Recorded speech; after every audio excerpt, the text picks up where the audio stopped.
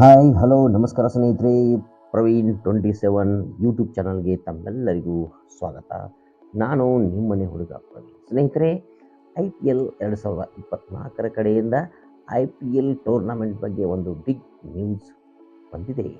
ಆ ಪ್ರಕಾರ IPL ಟೂರ್ನಮೆಂಟನ್ನು ಈ ಸಾರಿ ಭಾರತದಲ್ಲೇ ನಡೆಸಬೇಕು ಅನ್ನೋ ಸಿಹಿಯಾದ ಸುದ್ದಿ ಈಗಾಗಲೇ ಬಂದಿದೆ. ಇನ್ನು IPL ಟೂರ್ನಮೆಂಟನ್ನು 2024 ಮಾರ್ಚ್ 23ರಂದು ಪ್ರಾರಂಭ ಮಾಡಬೇಕು ಅನ್ನೋ ನಿರ್ಧಾರ ಕೂಡ ಆಗಿದೆ ಅನ್ನೋ ಸುದ್ದಿ ಈಗಾಗಲೇ ಬಂದಿದೆ.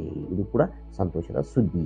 ಇನ್ನು ಈ ಒಂದು ಸಂತೋಷದ ಸುದ್ದಿಯನ್ನು ಅಂದರೆ 2024 ಮಾರ್ಚ್ 23ರಂದು ನಡೆಯುವ ಮೊದಲ ಪಂದ್ಯ ಯಾವ ಸ್ಟೇಡಿಯಂನಲ್ಲಿ ಅಂದರೆ DY ಪಾಟೀಲ್ ಸ್ಟೇಡಿಯಂ ಮುಂಬೈನಲ್ಲಿ ಅಂತ ಮಾಹಿತಿ ಲಭ್ಯವಾಗಿದೆ. ಇನ್ನು ಅದಕ್ಕೆ ಸಂಬಂಧಪಟ್ಟಂತೆ ಯಾವ ತಂಡಗಳ ಮಧ್ಯೆ ಈ ಒಂದು ಮೊದಲನೇ ಪಂದ್ಯ ಇನೋಗ್ರೇಟಿವ್ ಪಂದ್ಯ ನಡಿಬೇಕು ಅನ್ನೋದನ್ನು ಈಗಾಗಲೇ ನಿರ್ಧಾರ ಮಾಡಲಾಗಿದ್ದು ಅದರಲ್ಲಿ ಸ್ವಲ್ಪ ಬದಲಾವಣೆ ಕೂಡ ಆಗಿದೆ ಅಂತ ಹೇಳ್ಬೋದು. ಮೊದಲು ನಿರ್ಧಾರ ಆದ ಪ್ರಕಾರ RCB versus Chennai super Kings ಅಂತ ಮಾಹಿತಿ ಲಭ್ಯವಾಗಿದ್ದು, ಆದರೆ ಕೊನೆ ಕ್ಷಣದಲ್ಲಿ ಅದರಲ್ಲಿ ಸ್ವಲ್ಪ ಬದಲಾವಣೆಯನ್ನು ಮಾಡಿ Chennai super Kings versus RCB ಇರೋದನ್ನು ಬದಲಾವಣೆ ಮಾಡಿ Chennai super Kings versus Gujarat Titans ನಡುವೆ ಮೊದಲನೇ ಪಂದ್ಯವನ್ನು ನಡೆಸಬೇಕು ಅನ್ನೋ ನಿರ್ಧಾರವನ್ನು IPL ಟೀಮ್ ಮಾಡಲಾಗಿದೆ ಅಂತ ಸುದ್ದಿ ಬಂದಿದೆ.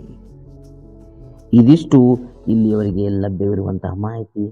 ಇನ್ನೇನು ಇದನ್ನು ಆಫಿಷಿಯಲಿ ಅನೌನ್ಸ್ ಮಾಡೋದು ಮಾತ್ರ ಬಾಕಿ ಇದೆ.